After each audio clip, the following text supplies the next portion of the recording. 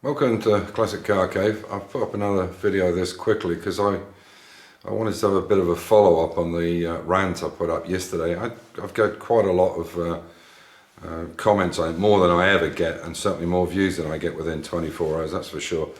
And I didn't put it up for that reason. I don't monetize my videos. I didn't for years and years. I didn't bother with it. Then I had a friend that came to Austria and said, well, why don't you monetize them? It's better in your pocket, which is true. And then I ended up with, I don't know, $1,000 or $1,200, and they changed the rules and they wanted tax things and tax numbers and this and that, and I couldn't be arsed with it. And I don't know how to demonetize it. I will at some point, or get somebody to do it for me. So I just demonetize it myself. A lot of times I'll put music in, like the Benny Hill theme or whatever, just to make it so they demonetize it. But the reason I wanted to do a follow-up to this was I'm not trying to cause any controversy. I mean, all I'm trying to put out there that people use these generic terms nowadays for things. I've said about the Citroen, the 1930 Citroen, which I got, was a barn find. Now, it was actually a barn find. It was in an apple barn of a friend of mine who has, it is an apple barn, but he stores cars in it now, but it's a barn on a farm. And then if you pick it up in a lock-up garage, it's not a barn, is it? So all I'm saying is be specific to what it is. So the reason I want to put this video up is I'm obviously working on the XK, and I will be doing some work on the Citroen as well. But the reason I wanted to mention this is behind me I've got something on the door of this car, which I'm sure will cause some controversy, because this car is an SE. It's a 1958 SE XK 150 Roadster, or open two-seater. It's the 191st built Roadster, that is. So I want to be precise about this. But I've built the car with an S specification. Now, the only difference between the SE and the S spec car was, instead of two HD6 carburetors, SUs, it had three HD8s, and it had a high flow head like the E-Type head. Obviously in 58, the E-Type hadn't come out, but it was just a high flow head. And they made very few of them, so this is why their price is much higher. Now, I'm not making this into an S specification car for money, because hopefully it will never be sold in my lifetime. We'll use it and enjoy it. And I'm not trying to sell it as an S specification car. It is what it is. The items that are on this is what was on an S spec car, which is the twin fuel pumps, the three carburetors, HD8 carburetors, and the high flow head. That was the only difference. Everything else, the specification was the same. So I built it as an S spec car. Now, you could say, well, it's a replica then, or it's a facsimile, a copy, whatever. It makes no odds to me. The bottom line is I'm building the car the way I want it for us, for my wife and I. When we go touring, I've got a nice bit of speed, the torque's good on it, the 3.4 engines are gorgeous. And later on they did make an S spec, there was a 3.8, but not originally. So I'm going to come away and show you. So there's the S on the door. It's a chrome S which we pre-fitted up before we painted the car.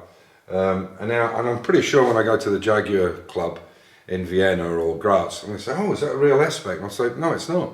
It's exactly as an S specification was, to the letter almost, but it wasn't made as an S spec car, because the number, the ID number, doesn't coincide. So I'm not trying to sell this as something it's not, or make it something it's not. It has got everything on it that it would have had in those days, but I just prefer the spec of this car compared to the twin. Simple as that. And I'm sure there'll be people out saying, oh, well, you're just going back to what you said about originality. Now, every car I have in this garage I got was scrap, literally scrap. Okay, a bit more expensive scrap than some others. For instance, the E-Type. When I bought that E-Type, I think I paid £16,000 for it. You couldn't even get a burnt out one for that now. And that will probably be, in my lifetime, that'll probably be the only car I might make a bit of money on if I was to sell it, which I don't intend to. But that's probably the only car I would. This, I will never get the money back in my lifetime. The Mini behind me, I will never get my money back on it. And anything else that I've done, it's purely as a hobby. I'm a hobbyist. I'm retired. I've been retired 10 or 12 years from the oil business. And I really enjoy what I do. And it keeps my mind active, my body active. And that's why I do it. So this is why I'm putting out. Anyway, so I think the S looks great on it. And if anybody has a query about it, that's fine. It's not a problem. But I built it I'm not trying to make a facsimile, because I wouldn't put a Tremac T5 gearbox in it, would I, if I was trying to keep the car 100% original. Now this vehicle here has taken about 5 years to do. Granted, a couple of years of that we were busy building another Mini Cooper, another E-Type and another XK for somebody else, and a bunch of other cars as well. So really it's probably been three and a bit years we've been working on it, so it'll probably be 4 in the end. But this car is probably lucky if it's got, I don't know, I would say probably 50% of what was in it originally, because the car was in such a poor condition. And as I said, everything I have, apart from our modern cars, was scrap, literally scrap. So I bought it at a very reasonable price, because I knew I was going to start all over again. So the amount of, this has had a complete new floor in it. It's had so much, the tonneau cover, well, you can look back and see for yourself. So there's probably only, the engine and the transmission mechanically is probably the only parts, and that's had lots of new parts as well, new pistons and so on and so forth.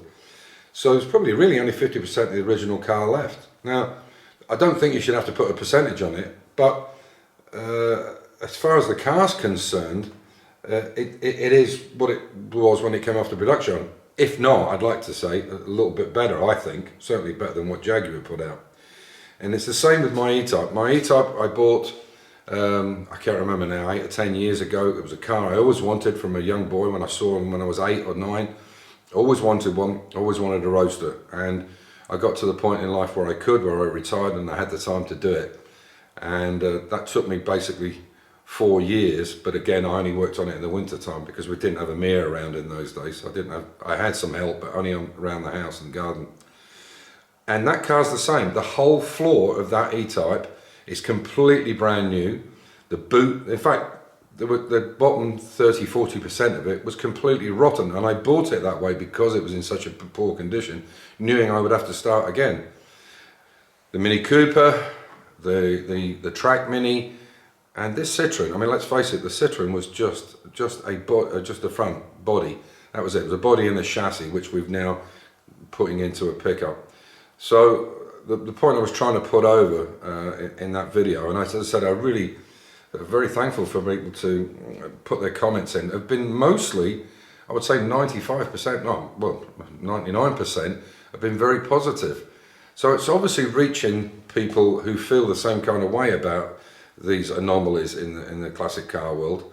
And I just wanted to put that into perspective, because none of the cars I have, I bought in a restored condition. And to be 100% straight with you or honest with you, my biggest kick is taking these cars from a piece of shit or a scrap car or a car that's in really poor condition and bringing it back to life. That's where I get my buzz from. I enjoy driving them. Owning it is not that important, but driving them and making them set up right. I know a lot of people with some nice E-Types that are they look in nice condition, and they're much older, a Series 1 than I've got. Mine's a 4.2. They might have a 3.8, but they drive bloody awful because they're not set up correctly. So I've got different brakes on this. I've got a different gearbox. I've put things into this car which wasn't in the car originally, but doesn't make it not being an XK anymore. I've kept the original gearbox with the overdrive unit, and I've kept the original head and the original HD6 carburetors. If, when I'm not around, somebody wants to put it back to the way it was, why they would want to do that, I don't know. I don't know why you take a car that's much better to drive than and make it worse, because the Moss boxes are quite slow and there's no synchromesh in first gear either.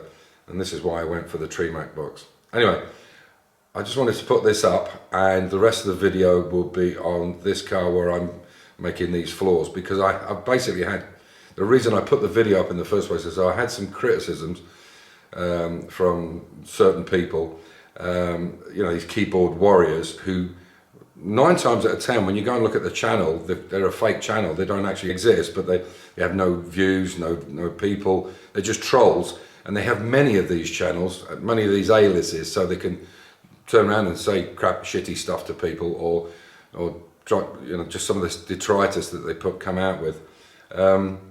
And what I do is, it's very easy. If you're a YouTuber or you know the YouTube system, you just remove the comment. It's simple. You can even ban them. You know, I mean, you know, if somebody's got a comment to make, and it's constructive criticism, by all means I'll go with it. Even if it's a good idea and I didn't think about it, I'll go with it.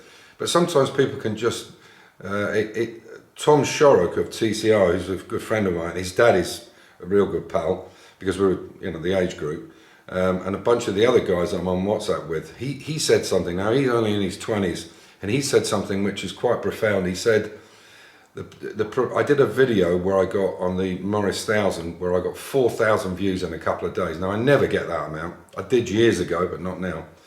And it had the word failure in the title. And as I said, I don't do clickbait. I don't get any money out of it, so why would I do it? But it had failure in the title, from success to failure, and I got 4,000 odd views on it. 3,700 of them are not even subscribed. And how terrible is it? And like I said, to quote Tom, he said to me, unfortunately, negativity goes farther and quicker than positivity.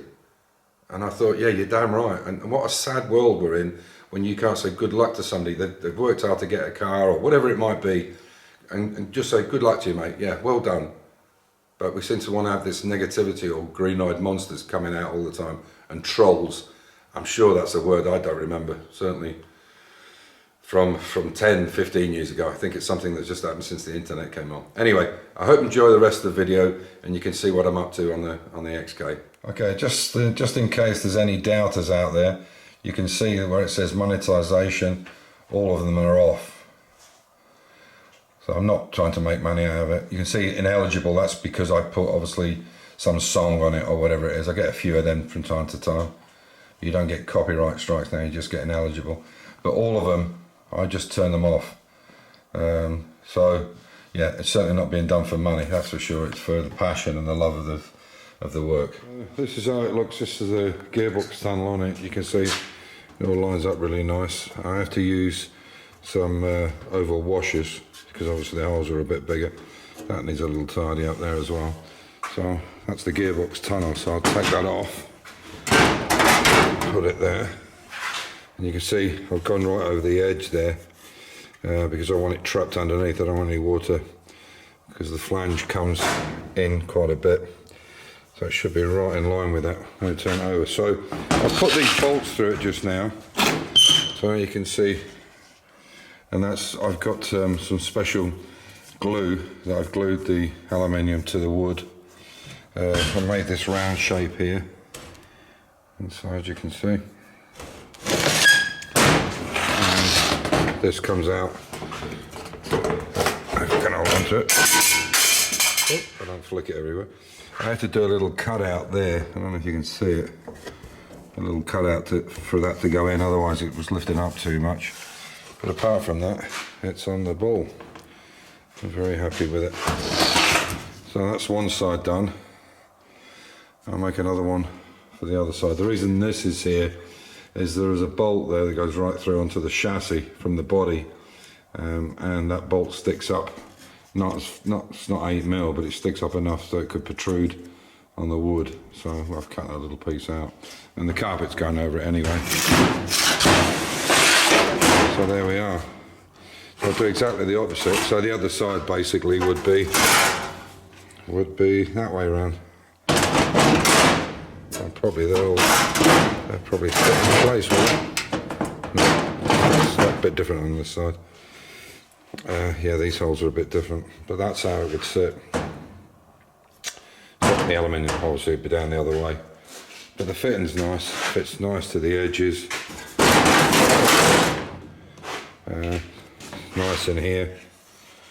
And that should be, you can see, obviously that'll be pushed down because I've got to pull everything together. As you can see, it's quite a nice fit on the end.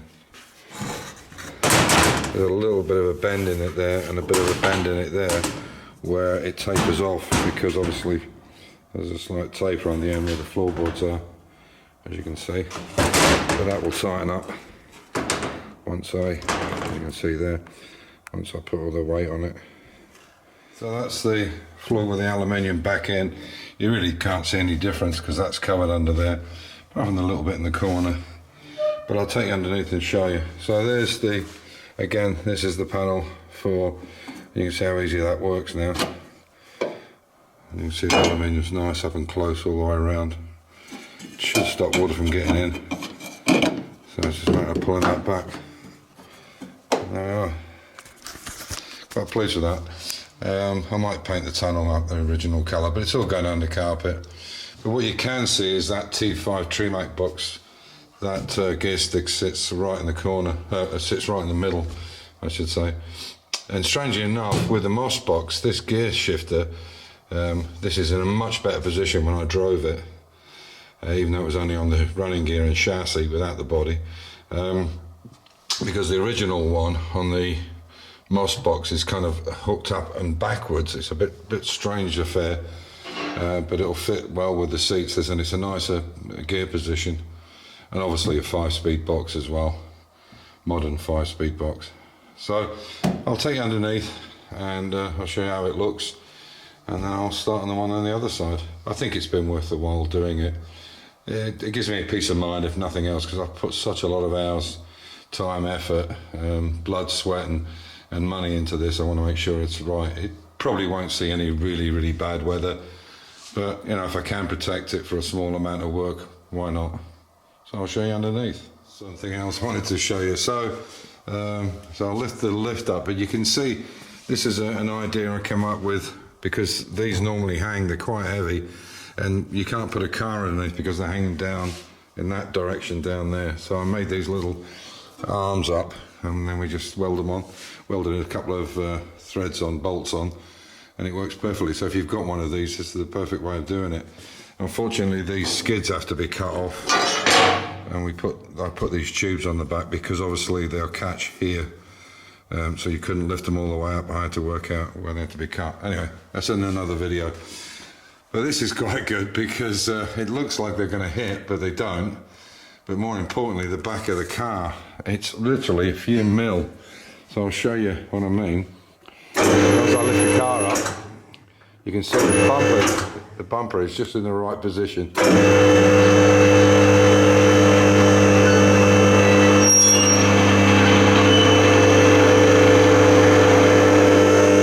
It's literally, I don't know if you can see out there, it's literally right on the money.